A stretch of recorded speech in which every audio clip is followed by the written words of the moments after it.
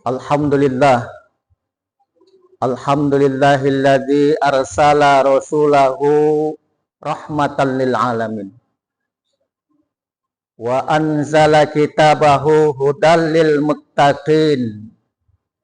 Ashhadu an la ilaha illallah al-malikul haqqul mubin. Wa ashhadu anna Muhammadar Rasulullah sadiqul wa'dil amin.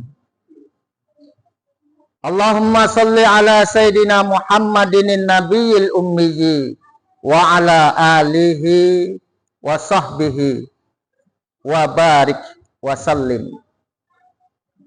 Qala Allah ta'ala fi kitabihil azim. A'udzu billahi minasy syaithanir rajim. Ya ayyuhalladzina amanu taqullaha haqqa tuqatih wa la tamutunna illa wa antum muslimun. Shadaqallahul azim. Ayyuhal hadirun ittaqullah. Usikum wa nafsi bi taqwallahi wa ta'atihi faqad fazal muttaqun. Hadirin sidang Jumat rahimakumullah. Ada 3 yang dapat menyelamatkan seorang muslim dari azab Allah dan siksa api neraka. Sebagaimana hadis yang diriwayatkan dari Ibnu Abbas, Rasulullah Shallallahu Alaihi Wasallam bersabda, "Fa amma munjiatus salasa." Ada 3 yang dapat menyelamatkan manusia. Yang pertama adalah khasyatullah fi sirri wa alaniyah, yaitu takut kepada Allah baik dalam keadaan sendiri maupun di tengah-tengah keramaian. Hari ini tidak pun di tengah keramaian, sendiri pun kita sekarang lebih bisa leluasa melakukan kemaksiatan karena didukung oleh kemajuan zaman teknologi yang sangat pesat, yaitu Android. HP Android yang bisa diakses di mana saja kita berada. Kalau di tempat ramai mungkin kita malu dengan orang lain mau melakukan kejahatan apapun. Tapi dikala sendirian, disitulah memang orang seringkali khawatir, takut ketahuan aibnya, maka dia bertakwa kepada Allah. Karena takut diketahui orang lain, mudah untuk bertakwa kepada Allah. Tapi dikala sendiri, orang terkadang disitulah dia lepas kontrol kendali. Dilaksanakannya semua kejahatannya. Berjudi, berzina, mabuk-mabukan, nyabu, dan seterusnya. Tapi sekarang pun dengan HP Android orang gampang melakukan kejahatan. Di tengah keramaian pun dapat dilakukannya. Karena orang tidak tahu apa yang dikerjakannya. Itulah yang hari ini lagi marak, judi online.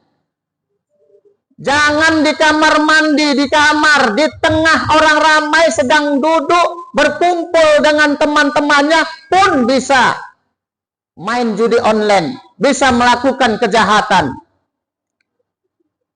Maka dari itu hadirin sidang Jumat rahimakumullah, agar kita selamat dari azab Allah, maka tetaplah kita bertakwa kepadanya, meskipun orang lain tidak tahu, tidak melihat apa yang kita kerjakan. Tapi yakinlah, Allah pasti melihat apa saja yang kamu kerjakan. Semua dicatat oleh malaikat Allah Raqib wa Atid. Ma yalfizu min qaulin illa ladaihi raqibun Atid. Gak ada yang luput dari catatan malaikat Raqib dan Atid. Termasuklah ucapan kita. Maka orang yang selamat dari azab Allah, ia tetap bertakwa kepada Allah, tetap takut kepada Allah, karena azab Allah sangat pedih. Dimanapun saja ia berada, ia akan tetap bertakwa kepadanya. Kedua, yang dapat menyelamatkan seorang muslim dari azab Allah, yaitu al-qaswah fil faqri wal ghina, yaitu kesederhanaan dalam perbuatan, baik ketika miskin, kekurangan, ataupun ia dalam kondisi kaya raya.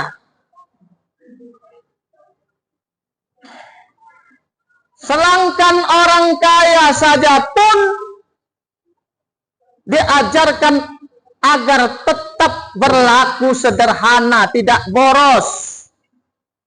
Itu tanda hambanya yang bersyukur kepada Allah. Konon lagi orang miskin mau berlaku boros. Maka kalau kita dalam kondisi yang kekurangan, bersabar. Tapi sebaliknya, kalau kita memiliki harta yang berlimpah, memiliki uang yang berlipat-lipat, mobil yang mengkilat, rumah yang bertingkat, harus juga bersifat sederhana. Karena kalau ria, berlebih-lebihan dalam menggunakan harta boros, itu bernama ia tidak bersyukur atas nikmat Allah. Bahkan orang kaya seharusnya ia kalau mengaku kaya, pandai menggunakan hartanya pada jalan Allah. Cerdas ia dalam menggunakan hartanya pada jalan Allah. Kalau ia memiliki rumah yang banyak, adakah satu saja rumahnya yang diwakafkan untuk rumah tahfiz? Kalau ia memiliki kendaraan yang banyak, pertanyaannya, adakah satu saja mobilnya yang diwakafkan untuk ambulan masjid atau majelis taklim? Dan kalau ia memiliki uang yang berlipat-lipat, sudahkah uangnya itu dibelanjakan untuk membiayai fakir miskin yang tidak mampu bersekolah, membantu orang-orang miskin di tengah-tengah kehidupan masyarakatnya? Maka orang yang selamat dari azab Allah, ia tetap sederhana dan cerdas menggunakan hartanya, karena ia tahu bahwa harta yang sebenarnya adalah yang diinfakkan pada jalan Allah. Terakhir, yang ketiga adalah al-adlu fil ghadab war radha, yaitu dapat berlaku adil walaupun dalam kondisi marah maupun dalam kondisi senang, ridho. Kita kendati pun berbeda pilihan dalam pilkada kemarin, karena kita memang negara demokrasi, bebas menentukan pilihan kepada siapa, tapi janganlah kiranya pemimpin yang terpilih tidak dapat berlaku adil kepada orang yang tak mendukungnya. Allah mengajarkan dalam Al-Quran, wala yajrimannakum syana'anu qaumin ala alla ta'dilu. Jangan tidak berlaku adil kendati pun kepada orang yang kau benci sekalipun. Kalau dalam konteks demokrasi itulah mungkin orang yang tidak mendukung. Baik dalam pilkada ataupun dalam pilpres ataupun dalam pileg, pemilihan legislatif. Setelah ia terpilih jadi pemimpin, maka ia harus bekerja untuk rakyatnya semua tanpa terkecuali, bukan untuk pendukungnya. Itulah yang dimaksudkan Allah tadi, tidak boleh berlaku adil. Tidak boleh tidak berlaku adil kepada orang yang kau benci sekalipun, pada orang yang tidak mendukungmu sekalipun. Begitu juga kita dalam kehidupan berkeluarga, di tengah-tengah rumah tangga kita. Kita selaku kepala keluarga, mungkin ada anak kita yang agak berlebihan tingkah lakunya, dalam tanda kutip agak bandal, nakal sedikit. Lantas kita tidak berlaku adil kepadanya, kita biarkan begitu saja, tidak kita nasihati, tidak kita marahi. Itu dilarang oleh Allah. Tidak boleh kita tidak berlaku adil kendati pun kita benci dengan perbuatannya. Tapi melainkan harus tetap kita nasihati anak kita yang jahat tadi. Kita bimbing dia terus agar suatu saat dia mendapatkan hidayah dari Allah, berubah menjadi baik. Sebaliknya kalau kita cuek, kita diamkan, tidak kita pedulikan, maka ia akan semakin menjadi-jadi justru. Hadirin sidang Jumat rahimakumullah. Semoga dengan memahami 3 hal perbuatan yang diajarkan oleh Rasulullah tadi, kita dapat membenahi diri kita sehingga kita selamat dari azab Allah dan siksa api neraka. Amin ya rabbal alamin.